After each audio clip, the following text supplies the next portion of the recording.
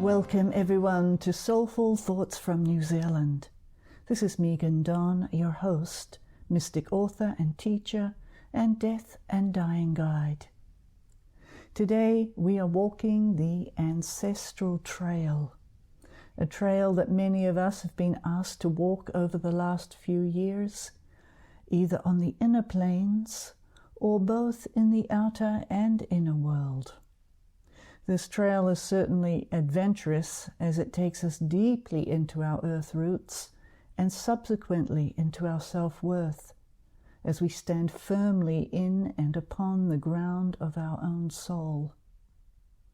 It can also bring times of trial as we unravel generations of human beliefs, outdated behavioral patterns, and all the anxieties and fears that arise out of these. The good news is, however, that the energy beaming to our earth at the moment is fully supportive for these very soulful adventures, spiraling us into the new consciousness that awaits at every turn of our heart. Many of you have been following these podcasts since my time in Ireland. Then the podcast was called Soulful Thoughts from Ireland. Having been called there by the spirit of my Irish descended granny to go and visit my ancestral roots.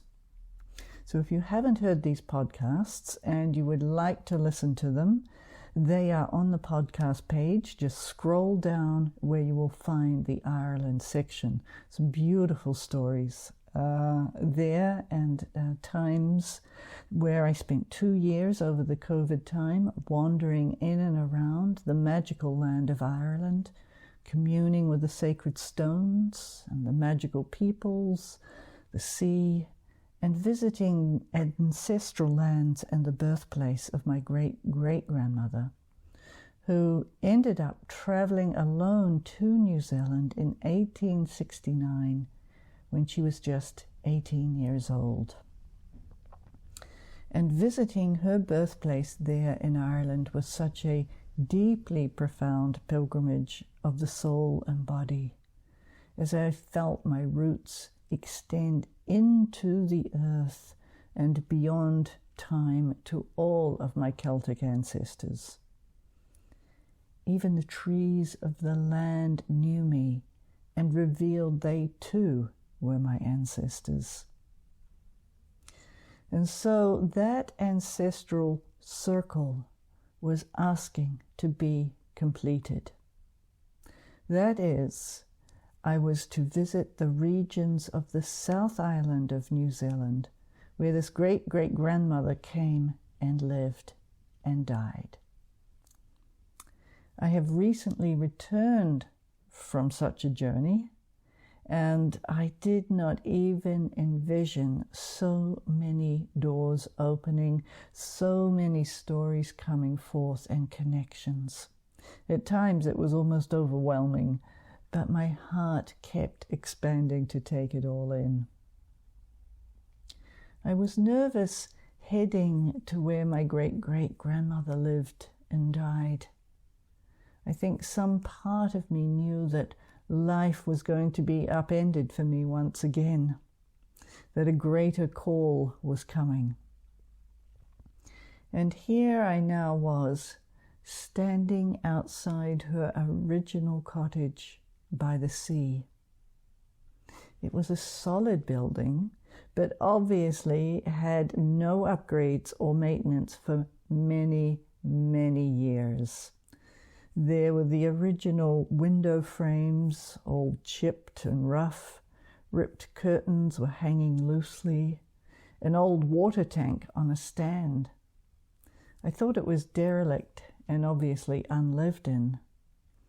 But then I saw someone inside. I hesitated. Did I want to see more? Obviously I did, because I called out to him, and he came out saying pretty gruffly that the cottage wasn't for sale. The 3 coats he was wearing his hat and trousers filled with holes, and a caved-in mouth with no teeth, spoke of a level of poverty that saddened my heart. I told him I wasn't interested in buying the cottage, but that my great-great-grandmother used to live there. He asked her name. When I replied, his eyes and face lit up. "Oh, Granny Cleghorn!" he exclaimed, and the stories began.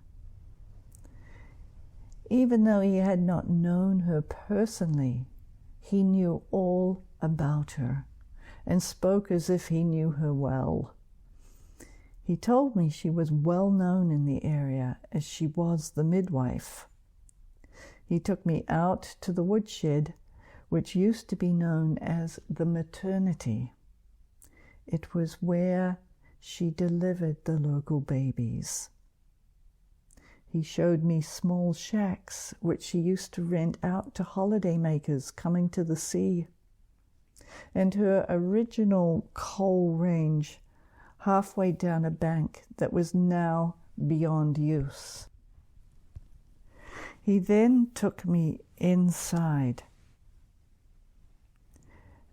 and now the level of poverty left my stomach feeling gutted. The cottage was original. Only a small firebox added to the tiny, tiny kitchen area. 2 rooms, her bedroom and living room, unused and empty.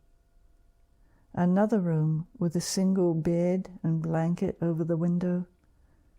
Another filled with assorted greasy tools. He had bought the cottage 35 years previously, but had sold it 10 years ago. The woman who was now the owner allowed him to continue living there as she pondered what to do with it. My great-great-granny lived there from 1910 until her death in 1936. I felt her presence, particularly in the bedroom. My sense was, this is where she died. It had a beautiful, serene feeling there. I felt her peace extending out with a deep acceptance of her death and a life fully lived. Even though this man lived in a seemingly barren environment, he had a very generous spirit. Telling me all he knew about my great-great-granny and giving me phone numbers for unknown relatives and other connections. I felt deeply humbled by the generosity of one who has so little in the outer world. And the connections grew, finding whole lineages of her family in the local graveyard. I felt all my ancestors with me. It was a rich day. And with this visit, they kept taking me place after place, as this is where our family began in New Zealand. Another journey was to my grandmother's farm an hour away. Here, the same story, the original house, the owners telling me all the family stories I didn't know. They knew my family well and connected me with lost cousins. We spent hours together. But something even deeper was stirring here. Memories from another time, another life. A birthing in this land of New Zealand that goes back before these ancestors to ancient ancestors of another tribe. The peacekeepers, the Waitaha, the original peoples of New Zealand. Here in this land and by this river of my grandfather's farm, also lay the very seeds of a deeper message, the message of a unified humanity with each other and with the land. There is a part of me that still lingers there, that stirs every time I think of those mountains, that river. And so, on the last evening of my visit, I knew the call was coming to move to these original lands. And so later this year, in November, I will be moving down to the South Island, 30 minutes from my great-great-grandmother's cottage.